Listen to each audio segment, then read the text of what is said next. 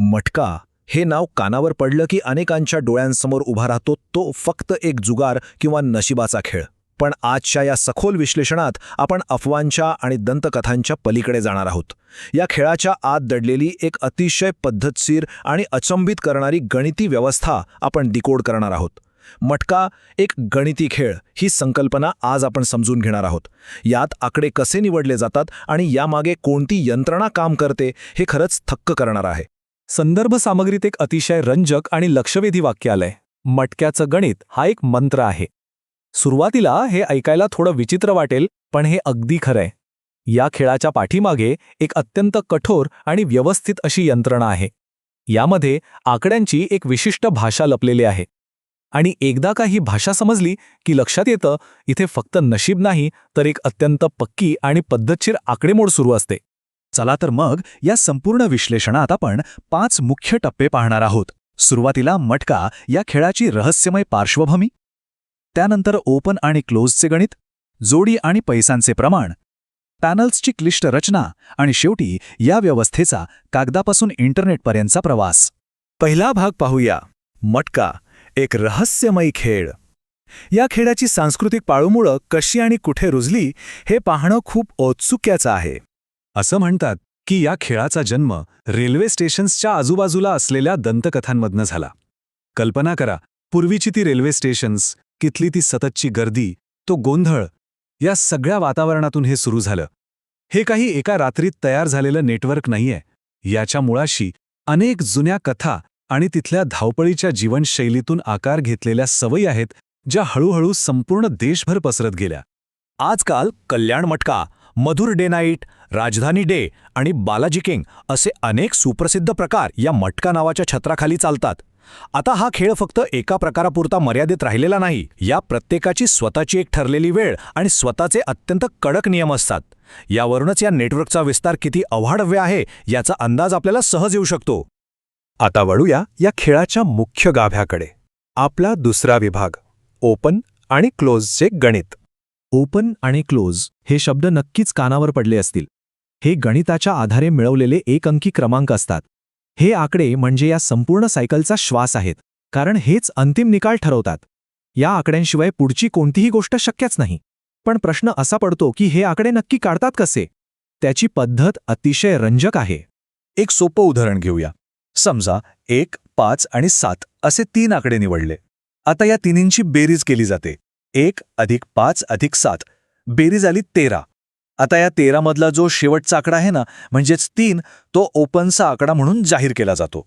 अनेक वेगवेगळ्या आकड्यांची बेरीज करायची आणि त्यातला फक्त शेवटचा अंक निवडायचा.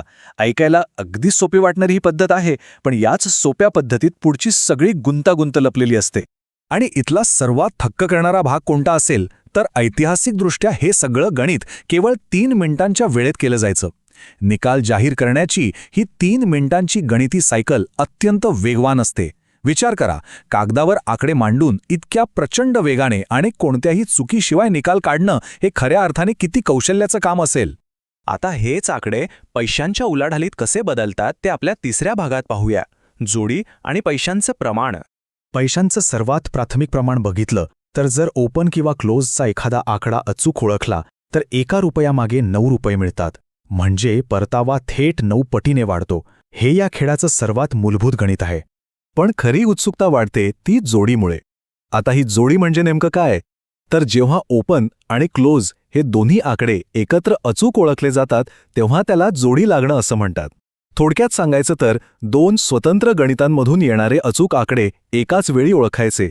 यासाठी या गणिती साखळीची अत्यंत सखोल समज असावी लागते. आणि जर ही जोडी अचूक ओळखली गेली तर परतावा किती मिळतो? थेट ₹1 90 रुपये. पैशांचं हे प्रमाण अचानक इतकं वाढतं, यावरूनच लक्षात येतं की हा खेळ एकाच वेळी किती जास्त फायद्याचा आणि तितकाच महाभयंकर जोखमीचा असू शकतो. याच भल्या मोठ्या परताव्यामुळे याकडे मोठा ओढा असतो. आत्तापर्यंत आपण जे पाहिलं ते फक्त 1 अंकी आणि 2 अंकी सोपं गणित होतं. खरी गुंतागुंत तर आत्ता सुरू होते. आपला चौथा विभाग, पॅनल्सची क्लिष्ट रचना. इथे पन्ना किंवा पॅनल ही संकल्पना समोर येते. पन्ना म्हणजे आकड्यांच्या अतिशय गुंतागुंतीच्या आणि विशिष्ट क्रमाने चालणाऱ्या साखळ्या. इथून पुढे हा खेळ केवळ साध्या बेरीज वजाबाकीचा राहत नाही. इथे गणितातले परम्युटेशन आणि कॉम्बिनेशन मोठ्या प्रमाणावर वापरले जातात. एका आकड्यामागे अनेक उपआकडे तयार होतात.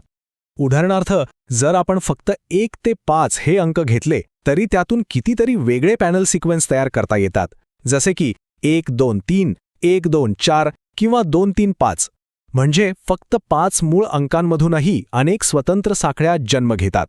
जेव्हा सगळे आकडे वापरले जातात तेव्हा या साखळ्यांची संख्या अक्षरशः डोळे विस्फारायला लावणारी असते. ओपन आणि क्लोजचं गणित जसं 3 मिनिटात चालतं, तसंच या पॅनल्सच्या भल्या मोठ्या आकडेमोडीसाठी एक 15 मिनिटांची सायकल असते. एवढ्या कमी वेळात हजारो आकडेवारी जुळवणं आणि निकाल काढणं ही संपूर्ण प्रक्रिया अतिशय काटेकोरपणे चालते. यात एका सेकंदाचाही विलंब चालत नाही. ह्या पॅनल्सचे अनेक प्रकार असतात. कधी 50 तो, ज्यामध्ये 1 किंवा 5 असे समान आकडे असतात, तर दुसऱ्या बाजूला सम आणि विषम आकड्यांच्या विशिष्ट जोड्या असतात. या सर्व गोष्टींचा अंदाज बांधणं, त्यांचे पॅटर्न शोधणं हे एक स्वतंत्र आणि अत्यंत क्लिष्ट असं गणित आहे, जे समजण्यासाठी लोक वर्षानुवर्षे याचा अभ्यास करतात. आता आपण या विश्लेषणाच्या शेवटच्या आणि अतिशय रंजक टप्प्याकडे येऊया. आपला 5वा विभाग, कागदापासून इंटरनेटपर्यंतचा प्रवास. सुरुवातीच्या काळात कल्याण मटकाचे केवळ छापील पेपर्स असायचे. लोकांच्या हातात थेट कागद आणि पेन असे. त्यानंतर 3 मिनिटांच्या वेगवान गणिताचा काळ आला आणि आजकाल हे सर्व थेट इंटरनेट आणि मोबाईल फोनवर उपलब्ध झालं आहे. ही संपूर्ण यंत्रणा काळाच्या ओघात अतिशय वेगाने आधुनिक आणि डिजिटल झाली आहे. रस्त्यावरची ती जुनी चिठ्ठी आता एका क्लिकवर मोबाईल ॲपमध्ये बदलली आहे. या ऐतिहासिक प्रवासात संदर्भ सामग्रीत एका नावाचा विशेष उल्लेख आहे, ते म्हणजे व्यंगचित्रकार शेट्टी. पूर्वीच्या काळी कल्याण मटकाच्या पेपर्समध्ये हे गुंतागुंतीचं गणित लोकांपर्यंत रंजक पद्धतीने पोचवण्याचं श्रेय त्यांना दिलं जातं. त्यांनी या क्लिष्ट आकडेमोडीला चक्क एका दृश्यात्मक कलेचं रूप दिलं, ज्यामुळे गणितातलं काहीही न कळणाऱ्या सामान्य माणसालाही हे आकडे अगदी सहज समजू लागले. तर या संपूर्ण विश्लेषणाच्या शेवटी एक अत्यंत विचार करायला लावणारा प्रश्न उभा राहतो. मटका हा निव्वळ नशिबावर चालणारा जुगाराचा खेळ आहे की स्थानिक संस्कृतीशी जोडलेली एक अत्यंत गुंतागुंतीची गणिती भाषा आहे?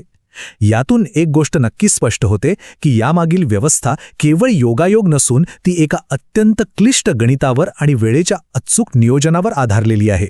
ही केवळ एक जुगाराची पद्धत न राहता एका समांतर यंत्रणेसारखी विकसित झाली आहे. यावर नक्की विचार करा. अशाच रंजक आणि माहितीपूर्ण विश्लेषणांसाठी जोडलेले रहा. धन्यवाद.